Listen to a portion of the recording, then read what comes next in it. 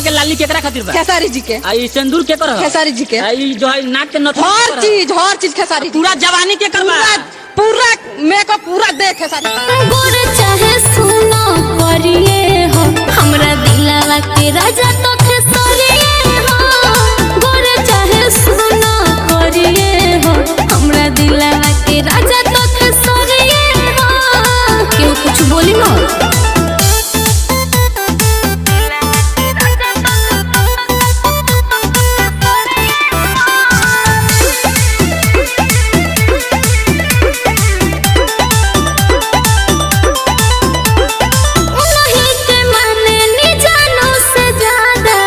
अब बदले वाला नहीं खे इरादा बुझाई।